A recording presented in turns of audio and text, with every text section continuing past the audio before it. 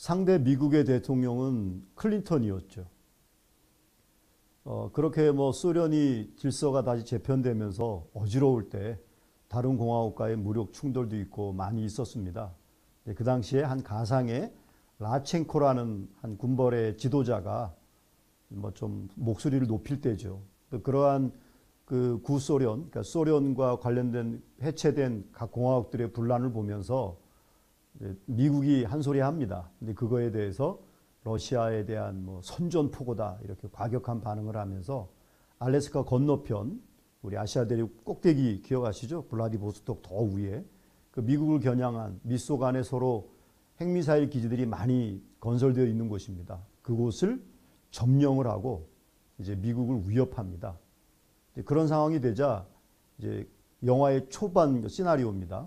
바라건대 시간 나시면 이번 주말에는 한번 그 영화를 구해서 보시면 전략적 의사적 능력도 키울 겸 아마 좋은 다시 뭐 추억의 전문분도 계시겠고 좋은 사례가 되지 않을까 생각합니다. 자, 어쨌든 그러자 미국 대통령은 그 위기를 맞아서 그 당시에 막 만들어진 알라바마라는 최신의 핵 잠수함을 북태평양으로 투입을 하는 작전을 지시합니다. 왜 그랬을까요? 저들이 먼저 선제 공격을 핵미사일로 하기 전에 미국이 먼저 가서 선제 공격을 하라는 거죠. 근데 여러분 아시겠지만 잠수함 하나를 운영하려면 굉장히 많은 사람들이 필요합니다. 해군들이.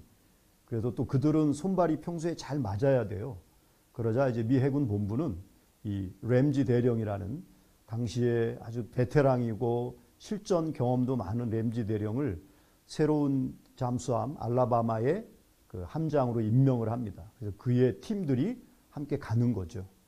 그래서 그들이 그 지역을 무력으로 점령했지만 아직은 뭐 핵미사일의 연료 주입도 안 했고 비밀번호도 모르기 때문에 아직 발사할 수는 없습니다. 그러니까 빨리 북태평양으로 이동을 해서 저들이 준비되기 전에 선제 공격을 가하라는 게 이 작전의 목적이자 또 이 램지 대령에게 내려진 미션입니다.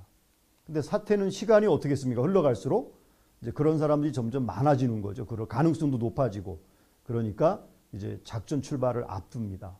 근데 문제는 바로 함장 밑에서 보좌해야 될 부함장이 영화에 보면은 맹장 수술을 해서 작전에 투입이 못 됩니다.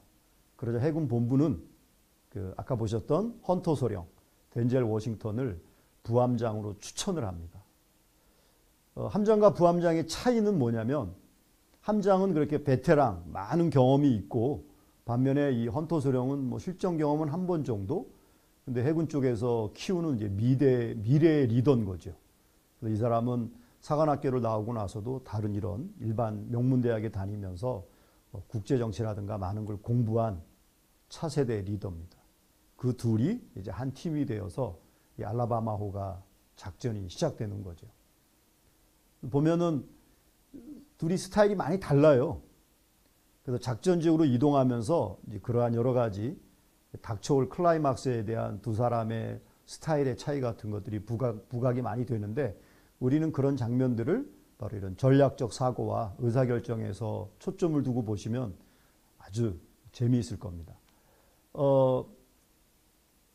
곳곳에 많은 복선들이 있는데요. 제가 제일 주목했던 복선은 바로 이제 이 부분입니다. 은근히 부함장에게 자신의 말을 잘 들을 것을 압력을 가합니다. 그래서 부하들 앞에서는 가능한 한 우리가 서로 다투거나 의견이 다르다는 모습을 보여주지 말자. 뭐 그럴 상황이 있으면 좀 조용히 했으면 좋겠다. 뭐 이런 얘기도 하게 되고요. 또 미사일이라는 게 그 당시에 발사 규정이 어떻게 되냐면 핵미사일을 섣불리 발사하게 되면 핵전쟁의 시작이잖아요. 한번 시작되면 중단할 수 없는. 그렇기 때문에 그 당시 그 미국의 핵미사일 발사 규정은 잠수함의 경우에는 함장과 부함장이 동의를 해야 돼요. 그래서 함장이 가진 열쇠, 부함장이 가진 열쇠를 각각 위치에 꽂고 동시에 돌려야 미사일 발사 준비가 가능합니다. 그러면 저쪽에 실제로 미사일을 발사하는 발사장교가 버튼을 누르면 이제 발사가 되는 거죠. 이런 약간 좀 복잡한 규정을 둔 까닭은 뭘까요? 당연히 안전을 위해서입니다. 그 한 장교의 섣부른 결정으로 인류의 어떤 존망을 좌우할 그런 결정들이 내려져서는 안 되기 때문에 또 안전장치죠. 근데 함장 얘기를 보면 그런 경우 내 명령에 따라서 눌러달라 이거죠. 딴소리 하지 말고. 이 대목에서 뭐 떠오르는 얼굴이 있을 수도 있겠습니다. 뭐 가까이 지내는 분 중에 있을 수도 있고. 자, 어쨌든 이런 상황입니다. 그리고 또 심지어 이런 아주 의미심장한 말도 합니다. 우린 민주주의의 수호자일 뿐 실천자는 아니다. 의미가 바로 느껴지시나요? 우리는 다른 사람들이 저 정치하는 사람이고 이런 사람들이 민주주의를 잘 누리고 지키도록 지켜주는 사람이지 우리가 그것을 실천할 필요는 없다. 그 말은 다수결이고 민주합의고 떠나서 내 말에 따라야 한다. 뭐 이런 아주 강력한 복선이 아니겠습니까? 자, 이러한 좀 스타일이 다른데 굉장히 좀 그 함장 스타일이 느껴지시나요? 직선적이고 권위적이고 그런 모습을 보여줍니다. 또 작전지역으로 가면서 여러 가지 해프닝들도 있는데 그것도 한번 여러분들이 직접 영화를 보시면서 느껴보시면 더 재밌다는 생각이 듭니다. 그래서 함장의 머릿속에는 오직 한 가지예요. 빨리 작전지역에 가서 반군들이 미사일 발사 준비가 되기 전에 핵미사일을 선제 발사하고 이 자리를 빨리 뜨자는 거죠. 뜨자는 거예요. 그러니까 그게 가져올 어떤 영향이라든가 어떤 일이 벌어질지 이런 그 변수에 대해서는 생각이 없어요. 그냥 최초에 부여된 그 미션 빨리 발사하고 우리 이 자리를 뜬다. 그런데 부함장은 좀 달랐습니다. 그래서 이분은 항상 상황이 언제든지 변할 수 있으니까 이런 무전 연락, 그런 본부와의 소통 이런 채널을 늘 유지해야 한다거나 상황이 어떻게 변해가는지 그때 생생한 정보들을 알아야 된다. 이런 것에 대한 중요한 인식을 갖고 있어서 뭐 상황이 어찌 변하든 우리는 최초의 명령대로 빨리 미사일을 쏘고 간다. 이런 식의 함장 스타일과는 어울리지 않는 거죠. 자, 이런 두 사람의 스타일이 상황이 됐을 때, 위기 상황일 때, 그야말로 전략적인 상황일 때, 치명적인 사활을 좌우하는 상황일 때 어떻게 부딪히고 어떤 결과를 낳을 것인가. 자, 흥미진진할 거예요. 그러다가 이제 작전으로 가는 동안에 상대 반란군 쪽에서도 아쿨라라는 그런 잠수함을 보내서 이제 둘이 교전을 하게 됩니다. 그래서 보시면 이 장면은 이제 그쪽에서 먼저 어뢰를 두 발 쐈는데 막 빗나간 거예요. 굉장한 교전이 벌어진 거죠. 아무리 핵 잠수함이라 하더라도 상대 뭐 작은 잠수함이라도 어뢰 한 방 맞으면 핵 잠수함은 뭐 또 핵을 실었으니까 핵 엔진을 실었으니까 더 뭐 거창하게 폭발하고 꺼지겠죠. 그래서 적의 잠수함과 막 먼저 쏘고 말고 이렇게 교전 중인데 이게 웬일입니까? 교전하는 중에 무전이 들어옵니다. 그런데 그만 그 제1급 비상작전통신이라는 이 비상시기에 해군 본부와 꾸준히 주고받는 거죠. 계속 그때마다 상황이 달라질 때마다 오는 건데 그 전문이 옵니다. 근데 그만 그 전문이 오다가 끊어져 버려요. 끊어져 버립니다. 이 잠수함들이 바다 깊이 들어가면 그 무전이 닿질 못한대요. 그래서 바닷속에 들어갈 경우 부표를 띄웁니다. 그 쇠줄을 크레인을 달아가지고 띄우면 얘가 이제 떠 있으면서 안테나 역할을 하는 거죠. 근데 그만 그 안테나가 적 잠수함과 교전 중에 끊어져 버리면서 이렇게 무전이 오다 말았어요. 자세히 아랫줄을 보시면 Nuclear Missile Run 하고 점점점입니다. 우리말로 옮기면 핵미사일 발 하고 끝난 거예요. 그러니까 이 무전이 오기 전에는 함장이 받았던 그 전에 작전 통신문은 뭐냐면 비밀번호가 누출되었다. 빨리 핵미사일을 발사하라. 뭐 이런 내용이었던 거죠. 그런데 서둘러 이제 준비하고 있는데 그만 적 잠수함과 교전하는 중인데 이렇게 이 무전이 오다가 끊어져 버린 거예요. 이게 바로 두 사람의 이제 스타일이 갈라지는 분기점이 되겠습니다. 그래서 부함장은 이걸 가지고서 계속 얘기하는 거죠. 이게 어떤 환경 상황의 변화일지 모르니까 우리는 이것을 확인해야 한다. 확인하고 다음 행동을 해야 된다.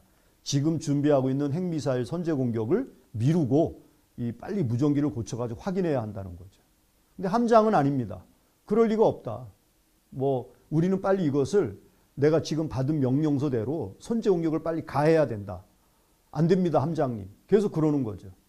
아까 얘기했잖아요, 함장은. 이런 일이 벌어지면 내 말을 따르라 그랬는데 부함장이 벌써 이렇게 물론 아주 예의 바르게 경어를 갖추면서 말을 하지만 시체 말로 얼마나 티꺼워 보이겠어요? 자기한테 둘이 있을 때는 그랬는데. 그런데 이런 상황에서 계속 요구를 하지만 이제 부함장은 이 규정을 얘기하는 거죠. 부함장이 이걸 강조하는 이유는 뭘까요?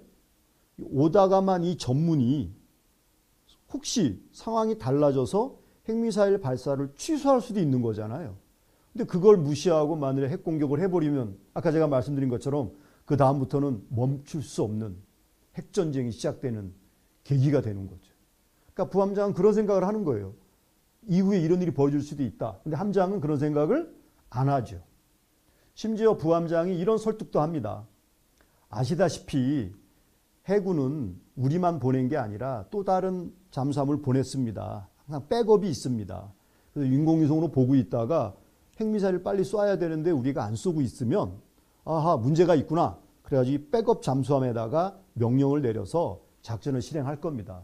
그러니까 우리는 이 오다가만 이 전문을 확인하는 것이 우리의 의무다. 그래야 됩니다. 얘기를 들어보니까 어때요? 부함장은 거의 뭐 해군 참모총장, 해군 제독 스타일로 작전의 흐름을 쫙 꿰고 있죠. 자, 근데 이런 말에 대해서 함장은 뭐라 그러냐면 아니다. 나는 우리 잠수정이 또 다른 백업 잠수정이 있다 하더라도 그게 저들의 그 반군의 아쿨라 잠수함에 난 당했다고 생각한다. 자, 이러한 함장의 말은 팩트입니까? 정보에 근거한 판단인가요? 아닙니다. 추정입니다. 지금 이 두 잠수함만이 아니라 이들만이 아니라 어쩌면 미국과 러시아, 그 반군, 그들로 시작되는 인류 전체가 사느냐 마느냐 핵전쟁의 기로에 서 있는데 리더가 사실도 아닌 그냥 추정을 가지고 결정한다? 전략적인가요? 전략적이지 못합니다. 그래서 결국 이렇게 이 과정에서 여러분이 만일에 부함장이라면 어떻게 하시겠습니까? 참 재미난 얘기예요. 근데 이 영화 속의 덴젤 워싱턴은 끝까지 포기하지 않고 계속 설득을 합니다. 그러자 여러분 알죠? 서로 막 언쟁하다가 성질 내는 사람이 지는 거죠. 누가 먼저 성질을 낼까요? 당연히 함장이 먼저 성질을 냅니다. 조용히 해! 샤답! 이러면서. 그렇게 함장이 목소리를 높이자 부함장도 또 지지 않아요. 그래가지고 뭐 얘기를 하는 겁니다. 이거 우리 해야 됩니다. 다시 규정을 강조하고 심지어 보면은 이런 이제 아주 흥분한 함장이 부함장을 해고하고 직위 해제하고 다른 부함장을 뽑겠다고 말하자 자기는 그거를 동의할 수 없다 그래요. 그 함장의 모든 명령은 부함장이 동의를 해야 효력을 갖습니다. 핵미사일 발사도. 그러니까 부함장에 대한 직위 해제 명령도 부함장 본인이 동의를 해야 돼요. 근데 그렇지 않고 계속 주장하니까 저 보시죠. 815만인가? 저 규정을 어떻게 다 외우고 있는지 몰라도 저 규정에 의해서 함장님은 핵미사일 발사 규정을 어겼기 때문에 자기가 직위 해제를 한다 그래요. 그래서 함장을 직위 해제를 해버립니다. 근데 그 과정에서 함장이 흥분하죠. 그러면서 자기가 가장 오랜 시간을 보냈던 이 사람이 기관장입니다. 캅이라고 부르는데 Chief of Boating, 그러니까 잠수함을 운항하는 그 어떤 그 실행 명령을 책임진 하급 장교예요. 근데 이 사람한테 내가 이 부함장을 직위해줬으니까 저 데리고 그랬더니 이 함께 오래 지냈던 부함장 캅 기관장의 답변입니다. 함장님, 부함장이 옳습니다. 그러니까 아시는 것처럼 부함장은 이번 작전을 투입된 굴러온 돌이에요. 그런데 그와 함장이 논쟁하는 사이에 함께 오래 지냈으면서도 불구하고 이 기관장은 함장이 아니라 부함장 편을 들어요. 그 영화 보면서 아주 인상적인 조직원의 모습입니다. 그러니까 의사결정을 할 때 이런 카포치라는 분의 명언이 있습니다. 누가 옳으냐를 생각지 말고 무엇이 옳으냐를 생각하라. 그러니까 이 기관장은 이 절체절명의 상황에서 친분이 쌓인 함장의 판단이 누가 옳으냐 이게 아니라 무엇이 해군의 규정에 옳으냐, 무엇이 옳으냐를 보고 의사결정을 내린 아주 뛰어난 조연이 아닌가 생각됩니다. 그래서 어쨌든 이런 기관장의 지지와 있어서 결국은 함장이 직위 해제가 되고 함장은 자기 그 방에 갇히게 되죠. 갇히게 되고 이제 그 함장의 이 함정의 지휘를 이제 부함장이 인계를 하고 그 사실을 잠수함 모든 대원들한테 알립니다.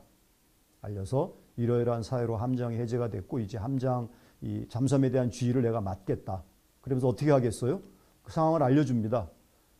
지금 뭐 적과의 교전 이후에 우리가 정비도 해야 되고 그리고 오다 무전기를 얼른 고쳐서 상황을 확인한 후에 조치를 취한다. 지금의 핵미사일 발사 준비는 중단한다.